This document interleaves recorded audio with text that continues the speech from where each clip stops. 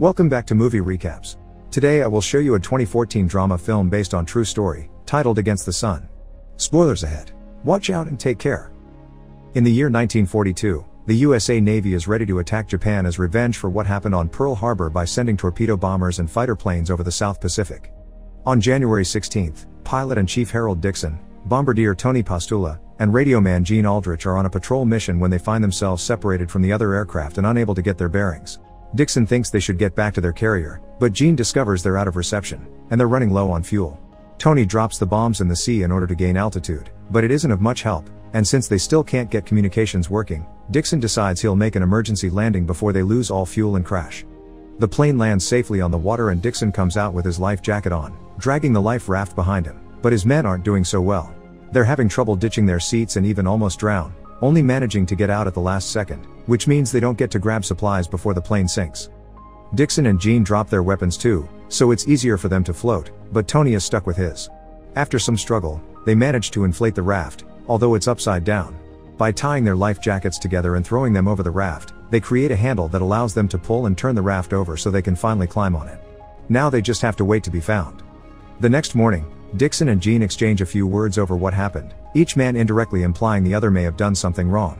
Seeing as such conversation takes them nowhere, they decide to take watch and stay alert in case a plane comes by.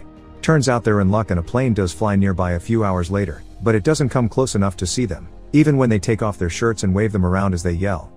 The plane leaves soon, and Dixon explains this was their only chance. The plane was on a box search and won't break course that could risk them into enemy territory. The war is more important than 3 soldiers. Procedure says one quick look is all they get. Thinking of their survival, Dixon declares the raft to be a ship of the USA Navy and him her captain, so Tony and Gene will be following his orders. They take inventory of the things they have in their pockets, but it's not much, mostly a bunch of tools and random things like wires, plus an empty water bag. Gene also has a knife that Dixon orders to be kept in his pocket to avoid the risk of cutting the raft. To protect the raft and avoid wearing it off, Dixon also orders them to take off their shoes and throw them in the ocean, but he doesn't throw his own, which irritates Gene. The hours and the days begin passing as the soldiers try their best not to let the isolation drive them crazy. They chat about various topics, sometimes even sing to keep themselves entertained. Tony obsessively cleans his gun, but also promises Gene he'll introduce him to his sister since they'd make a wonderful couple. The sun is scorching during the day, so they little by little lose each layer of clothing, gaining blisters on their skin. The nights are cold, and when they sleep, they're haunted by nightmares involving drowning or the guilt of the possible mistake that got them in this situation in the first place. The 3 of them don't sleep at the same time though, one always stays awake and they take turns to watch in case they find a plane or an island. It's during one of these watches that Dixon decides to relieve himself in his own shoe and drink his own pee to at least try to satiate his thirst a little. One morning, when they feel a nice breeze moving the boat along, Dixon makes some calculations to have a vague idea of where they are heading. There's a chance they'll reach some islands, but it'll be weeks before that happens, so Gene decides he wants to try fishing to avoid starving to death. With some wire and cord, they make a hook that they throw into the sea, but whatever bites is strong. Tony has to help Gene pull back, and when they finally recover the end of the line, the hook is gone, reminding them there are some dangerous creatures out there. But Gene doesn't give up, he just makes a new hook and throws it again, leaving it in the water as long as necessary. Eventually though, the heat gets on his nerves, so he puts on the life jacket and jumps off the boat to freshen up. Tony wants to go after him, but Dixon says they should do it one at a time for safety. He also reminds them there are sharks in these waters, which scares Gene into swimming back onto the raft and Tony into refusing to jump in next after all. As days continue to pass, tension grows among the men, and Dixon's paranoia makes him keep on asking his men what happened on the plane, as if trying to find someone to blame for their situation. Thirst is also starting to be a problem, and Tony thinks he could perhaps have at least a sip of seawater, but Dixon stops him before he does something stupid. Gene comments on how many more shoes they may fill with the yellow stuff when he's suddenly interrupted by Dixon crying out in triumph. He's found a pencil in his pocket that he had overlooked before.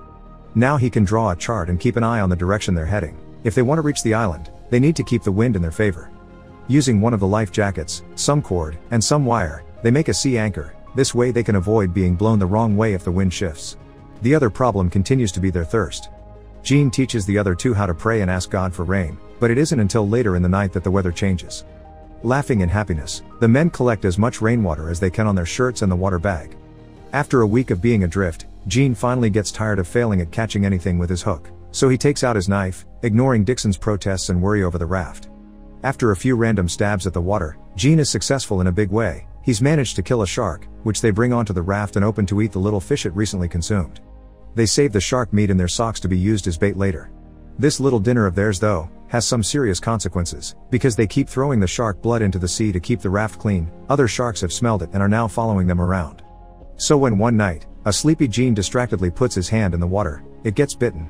Luckily, he takes it out before he loses it and Dixon wraps it up with Tony's bandana, but the damage is done. 2 weeks since the accident have passed, and while they haven't gotten another catch like the shark, they do get one more day of rain to refill their water bag. Hope is starting to be hard to keep, and Tony begins looking at his gun with some depressing thoughts in mind. Gene takes it from him just in time when a bird lands on their raft and shoots it, causing the body to fall into the ocean.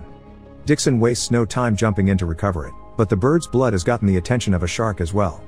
The boys try to shoot it, but the gun gets jammed, so Dixon has no choice but to swim as fast as he can.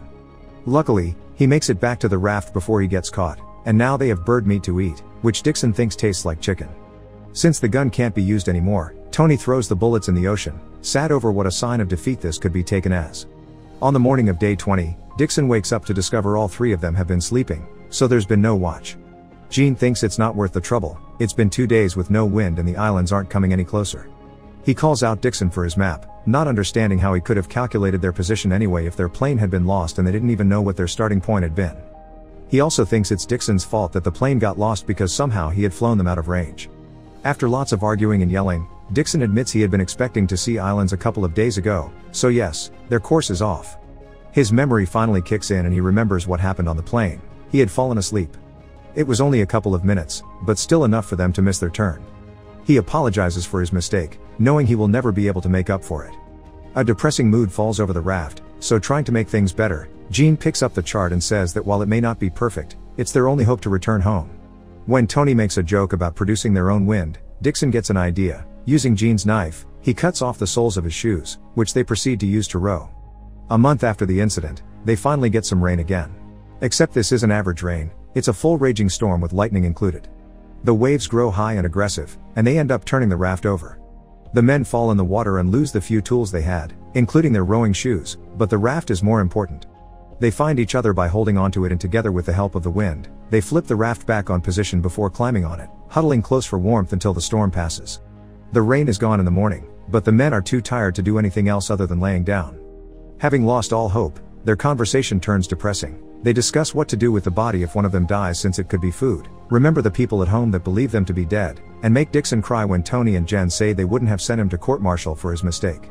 Tired of this somber mood and thinking they've come too far to give up now, Tony convinces his friends to row with their hands to at least go down trying. This tires them out so much that Dixon does what he said they wouldn't, which is drinking seawater, and Tony falls asleep so deeply that for a moment they believe him to be dead. Suddenly, Gene sits up when he sees something green in the distance. They've finally found an island. Desperate enough not to care if it's taken by the enemy and with tears in their eyes, the men begin rowing with their hands until they reach the shore waves that push them the last stretch of the way onto the beach. The 3 of them land on the sand safely, and as soon as they see 2 shacks nearby, they make their way there on shaky legs. This landing happens on February 20th, after 34 days spent lost at sea and sailing their raft for more than 1,000 miles. After they get rescued, Dixon is awarded the Navy Cross for leading his crew into safety but never flies another combat mission again. Because of his injuries, Tony can't pursue the Navy as a career as he wanted, and when he dies in 1986, his ashes are scattered at sea. Gene serves out the war as a radio man, and in 1946, he marries Tony's sister. Make sure to subscribe and turn on notifications so you can watch more videos like this. Thanks for watching.